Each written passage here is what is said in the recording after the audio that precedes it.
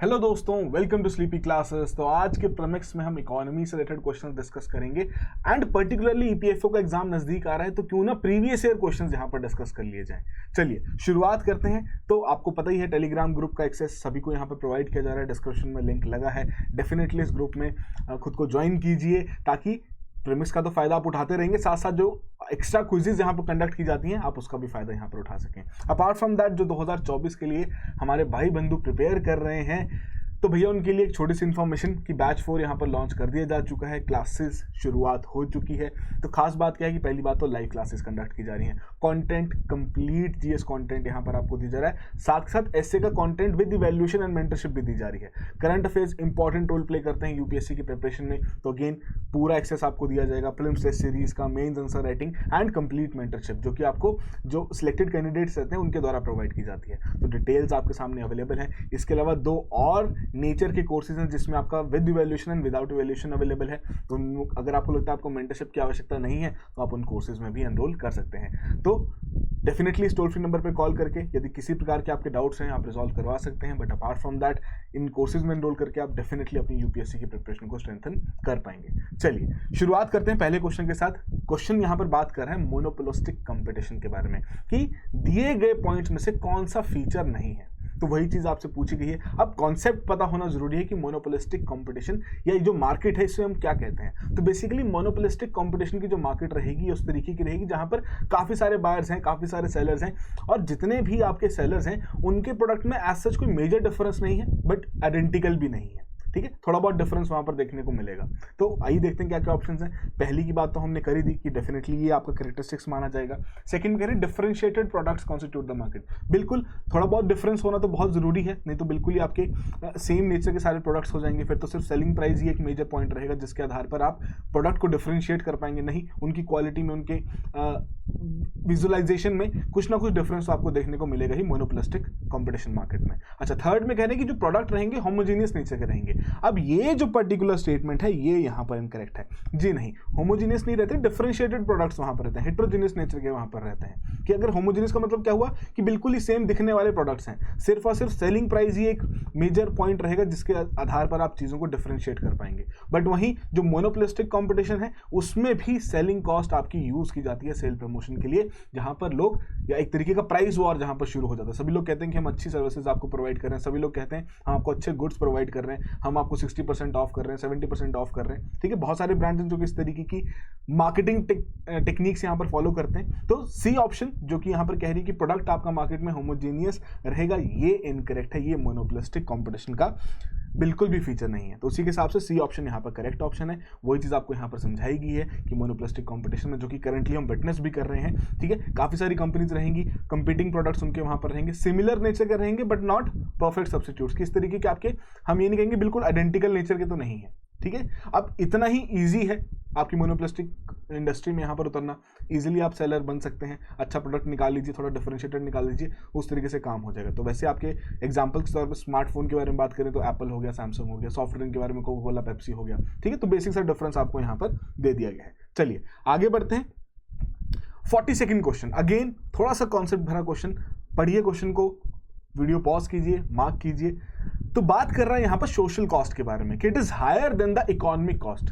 अब social cost क्या चीज है, इकोनॉमिक कॉस्ट क्या चीज है, पहले तो ये चीज पता होनी जरूरी है। पर चलो अब कह रहे हैं हायर है बिकॉज क्यों, पहले में कह रहे हैं society is bigger than economy, second में कह रहे हैं जो सोसाइटी इंक्लूड करती है पॉलिटी, इकोनॉमी में इंक्लूड नहीं किया जाता, cost born by the by standards positive है, और फोर्थ में कह रहे हैं कि सोसाइटी इंक्लूड करता है consumers as well as producers को। तो देखिए जो सोशल कॉस्ट है ये बेसिकली किस तरीके से हम इसका एग्जाम्पल समझ सकते हैं कि मान लीजिए कोई एक व्यक्ति है जो कि डीजल की गाड़ी वहां पर चलाते हैं। ठीक है जी, कोई ऐसा किसी को हम ये नहीं कह रहे कि डीजल की गाड़ी गलत है, पर डीजल की गाड़ी वहां पर चलाते हैं। ठीक है, तो अब तेल वगैरह भरवाते हैं तो उनकी वो इकोनॉमिक कॉस्ट वहां पर जुड़ती जा रही है। ठीक है जी, अब वो जो कॉस्ट उनके द्वारा बियर की गई, ठीक है, या जिससे उन्होंने तेल खरीदा उसको यहाँ पर फायदा हुआ, वो इकोनॉमिक कॉस्ट में यहाँ पर आ जाएंगे। बट सोशल कॉस्ट में यहाँ पर क्या आएंगी कि वो जो गाड़ी वहां पर चला रहे हैं जिसकी वजह से बहुत सारा आपका कार्बन एमिशंस हो रही हैं। ठीक है जी, तो उन एमिशंस के चलते वो एनवायरमेंट के ऊपर भी कॉस्ट क्रिएट हो रही है, या उन एमिशंस के चलते पॉल्यूशन के ऊपर यहाँ पर इम्पैक्ट क्रिएट हो रहा है। हो सकता है उससे कोई कहीं ना कहीं वो कंट्रीब्यूट कर रहा हो किसी प्रकार के पॉल्यूशन से रिलेटेड आपके जो हेल्थ हजार्ड्स हैं, ठीक है। तो ये सारी जितनी भी एडिशनल कॉस्ट हैं आपकी सोशल कॉस्ट में इंक्लूड की जाती हैं। तो हायर क्यों रहता है कि जो बाय स्टैंडर्ड्स हैं, बाय स्टैंडर्ड्स मतलब कि जो साथ में एकदम खड़े हुए हैं, जिनका कोई लेना देना भी नहीं उस तरीके की ट्रांजेक्शन को, उस पर्टिकुलर ट्रांजेक्शन से, उनको भी यहाँ पर कॉस्ट बॉर्न करनी पड़ रही है,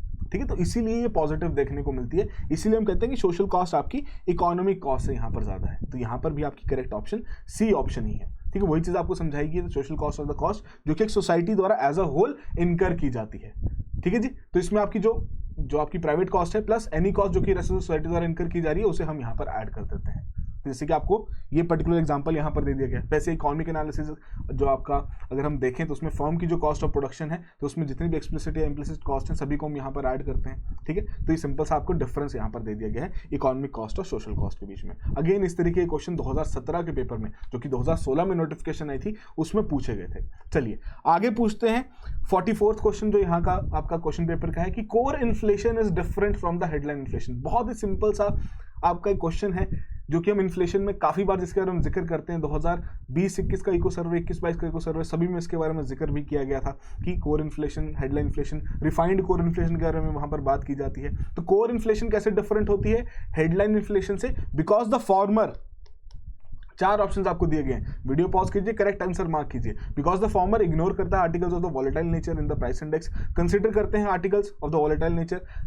सी में कह रहे हैं कि it is not based on the commodity price index, और लास्ट में कह रहे हैं considers only core items of the consumption in the price index. तो बेसिकली आपको पता ही है कि जो वॉलेटाइल नेचर की कॉस्ट है, हम हेडलाइन में से उसे यहां पर निकाल देते हैं, ठीक है जी। तो कोर इन्फ्लेशन क्या करता है? इग्नोर करता है articles of the volatile nature in the price index. तो आई थिंक ये क्वेश्चन तो सभी ने यहाँ पर करेक्टली मार्क किया ही होगा। ए ऑप्शन आपकी करेक्ट ऑप्शन है। क्या फर्क है हेडलाइन और कोर के बीच में? कि कोर में आपके ये जो फूड और एनर्जी कॉस्ट है, या जो एनर्जी आर्टिकल्स हैं बेसिकली, इन्हें हम इग्नोर करते हैं क्योंकि वॉलेटाइल नेचर की देखी जाती है। लॉन्ग टर्म अगर हमें इन्फ्लेशन ट्रेंड वहां पर रिकॉर्ड करना हो तो हम वहां पर कोर इन्फ्लेशन को यूज करते हैं, ठीक है। ये सिंपल सा क्वेश्चन यहाँ पर आपसे पूछा गया था। चलिए 47th question with respect to producer price index. तो बिल्कुल फैक्चुअल नेचर का क्वेश्चन पूछा गया है कि who among the following chairman of the working group जिन्होंने डिटरमाइन की थी methodology for construction of producer price index in India. तो पीपीआई बेसिकली सीपीआई और डब्ल्यूपीआई से बस थोड़ा बहुत ही डिफरेंस यहाँ पर देखने को मिलता है, बट ओवरऑल अगर हम बात करें ग्लोबल लेवल पर तो प्रोड्यूसर प्राइस इंडेक्स को काफी ज्यादा महत्वाकांक्षा दी जा रही है। बहुत सारी जो आपकी स्टैटिस्टिकल ऑर्गेनाइजेशंस हैं वो इस पर्टिकुलर इंडेक्स को वहां पर यूज कर रही है वाइल कंप्यूटिंग इन्फ्लेशन। तो यहाँ पर बीएन गोल्डर जी की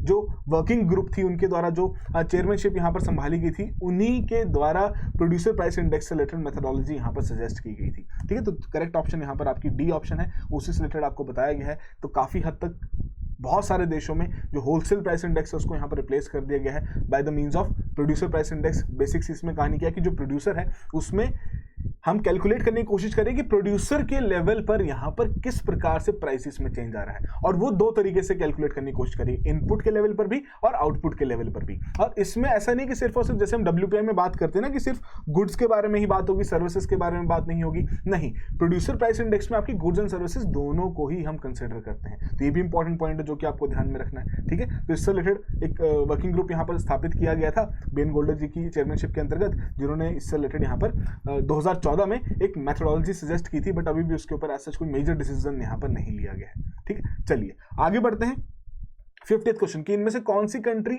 मेंबर नहीं है डब्ल्यूटीओ की। तो सिंपल सा क्वेश्चन है, बिल्कुल फैक्चुअल नेचर का, करंट स्टेटस के हिसाब से भी अगर हम देखें तो करेक्ट ऑप्शन यहाँ पर आपकी सी ऑप्शन बनेगी कि ईरान यहाँ पर मेंबर नहीं है, ठीक है। चलिए तो अब एक और आपके लिए इंफॉर्मेशन यहाँ पर क्या है कि कमिंग दिस सैटरडे 24 जून 12 बजे एक वर्कशॉप यहाँ पर कंडक्ट की जाएगी। बेसिकली रमेश सिंह जी द्वारा, जिन्होंने बहुत सारी आपकी इकोनॉमी की बुक्स यहाँ पर लिखी हैं, जिन्हें आप बेस मान के यहाँ पर अपनी प्रिपरेशन शुरुआत करते हैं। तो बेसिकली 1 घंटे की वर्कशॉप है जिसमें आपको थोड़ा ये गाइड करने की कोशिश करेंगे किस प्रकार से इकोनॉमिक्स एज अ सब्जेक्ट आप यहाँ पर लीड कर सकते हैं अपनी यूपीएससी की प्रिपरेशन में। तो डेफिनेटली इस वर्कशॉप का हिस्सा बनिए, डिस्क्रिप्शन में आपको लिंक मिल जाएगा, उसमें एनरोल करके आप इजीली इस वर्कशॉप को अटेंड कर सकते हैं। चलिए तो ये एक बेसिक सा मैप है जहां पर आपको बताया गया कि कौन कौन से आपके डब्ल्यूटीओ मेंबर्स हैं और कौन कौन से ऑब्जर्वर नेगोशिएटिंग नेशंस हैं जिनको ऑब्जर्वर नेशन का यहाँ पर टैग दिया गया है। तो ईरान आपका भी ऑब्जर्वर कैटेगरी में यहाँ पर आता है। चलिए 51st question, with respect to a scheme की stand up enterprise can be established in. अब स्टैंड अप स्कीम से रिलेटेड है, 4 ऑप्शंस दी गई हैं, फार्मिंग, मैन्युफैक्चरिंग, सर्विसेज, ट्रेडिंग। तो बेसिकली आपको पता होना जरूरी है कि यहाँ पर किस सेक्टर से रिलेटेड आपका स्टैंड अप एंटरप्राइज या स्टैंड अप स्कीम यहाँ पर लॉन्च की गई थी। तो 4 ऑप्शंस है, 4 कोड्स हैं, सोचिए थोड़ा, करेक्ट ऑप्शन यहाँ पर मार्क कीजिए। तो बेसिकली इसमें फार्मिंग सेक्टर इंक्लूड नहीं किया गया है, एग्रीकल्चरल की जो अलाइड एक्टिविटीज हैं उन्हें इंक्लूड किया गया है, but agricultural as an sector यहां पर इंक्लूड नहीं किया गया, एग्रीकल्चरल एज एन एक्टिविटी यहां पर इंक्लूड नहीं किया गया है। मैन्युफैक्चरिंग है, ट्रेडिंग है, सर्विसेज है, तीनों को यहाँ पर इंक्लूड किया गया। Second, third and fourth correct option बनती है, उसी के हिसाब से डी ऑप्शन करेक्ट ऑप्शन है। वही चीज़ आपको यहाँ पर मेंशन भी की गई है किस तरीके से स्कीम यहाँ पर काम करती है। वैसे आपका 55th क्वेश्चन एक ही साल में 2 बार ऐसी स्कीम से रिलेटेड क्वेश्चन वहां पर आ गए कि स्टैंड अप इंडिया जो प्रोग्राम है जिसके आधार पर इतने आपके 10 लाख से लेकर 1 करोड़ तक के लोन मिलते हैं, किन्हें मिलते हैं? At least 1 SC/ST borrower, at least 1 women borrower और at least 1 rural unemployed youth borrower. तो बेसिकली ये जो पर्टिकुलर स्कीम थी आपके SC/ST borrower and women borrower के लिए यहाँ पर रखी गई थी, ताकि इनको बेसिकली एक बूस्ट प्रोवाइड किया जा सके, एंटरप्रेन्योरियल बूस्ट यहाँ पर दिया जा सके और इजिली वो इस पर्टिकुलर सेगमेंट में काम कर सके। तो वही एक्सप्लेनेशन आपको कंप्लीटली यहाँ पर भी मेंशन की गई है। अगेन वन ऑफ दो स्कीम्स जो कि बहुत बार डिस्कस हो चुकी है, बट वही है, प्रीवियस ईयर क्वेश्चन है, तो ऐसी स्कीम्स के ऊपर ध्यान रखना कि यूपीएससी दोबारा भी ऐसे आपसे पूछ सकता है। ठीक है जी, तो फर्स्ट एंड सेकंड आपकी करेक्ट ऑप्शन है। अच्छा, 59th क्वेश्चन अगेन बड़ा ही टेक्निकल और थोड़ा इंटरेस्टिंग सा क्वेश्चन है। बात हो रही है यहाँ पर डेप्रिसिएशन के बारे में, डेप्रिसिएशन ऑफ फिक्स्ड एसेट्स। हम बात करते हैं ना कंजम्पशन ऑफ फिक्स्ड एसेट्स जिसे हम कहते हैं कि it is an example of deferred revenue expenditure, capital expenditure, capital gain या फिर रेवेन्यू एक्सपेंडिचर एक्सपेंस। तो पहली बात तो ये क्लियर हो जानी चाहिए कि एग्जैक्टली कहा क्या जा रहा है। ठीक है, तो थोड़ा सोचिए, करेक्ट ऑप्शन यहां पर मार्क कीजिए। तो डेप्रिसिएशन कि वहां आपको एक कॉस्ट इनकर कर रहे हैं, अगर कोई कंपनी इंडस्ट्री वहां पर काम कर रही है और उस तरीके से उनकी बहुत सारी मशीन्स वहां पर लगी हुई हैं, तो उन मशीन्स की कुछ ना कुछ डेप्रिसिएशन होगी। वो जो डेप्रिसिएशन हो रही है उसकी जो कॉस्ट है वो इंडस्ट्री को इनकर करनी पड़ेगी। तो गेन तो यहां पर नहीं है, फॉर श्योर आप इसको सी ऑप्शन को तो रूल आउट कर सकते हैं। अब आती है इन 3 ऑप्शंस में से बात, तो क्या ये कैपिटल एक्सपेंडिचर है? कैपिटल एक्सपेंडिचर में हम क्या कहते हैं कि भैया एसेट की क्रिएशन हो रही है जिसके चलते हम लॉन्ग टर्म रिटर्न देख सकते हैं। अच्छा, अगर आपने फिक्स्ड एसेट की क्रिएशन की होती चलो फिर तो वो आपका कैपिटल एक्सपेंडिचर बन जाता, पर यहां तो डेप्रिसिएशन हो रही है उसकी, तो यहां तो ये बिल्कुल भी नहीं बनेगा। अब बचती हैं 2 ऑप्शंस कि डेफर्ड रेवेन्यू एक्सपेंडिचर है या फिर रेवेन्यू एक्सपेंडिचर है। तो दोनों के बीच में डिफरेंस पता होना फिर जरूरी है। डेफर्ड रेवेन्यू एक्सपेंडिचर किसे कहते हैं कि भैया एक प्रकार का खर्चा जो कि एक पर्टिकुलर साल में किया जा रहा है, ठीक है, बट उसके जो रिजल्ट्स हैं या उसके जो आउटकम्स हैं वो हम आने वाले समय में देख सकते हैं। जैसे कि एडवर्टाइजमेंट का एक्सपेंडिचर आप यहां पर कर रहे हैं, ठीक है, डिजिटल मार्केटिंग का एक्सपेंडिचर आप यहां पर कर रहे हैं, वो रेवेन्यू एक्सपेंडिचर है बट डेफर्ड नेचर का है। तो यहां पर क्या ऑप्शन बनती है करेक्ट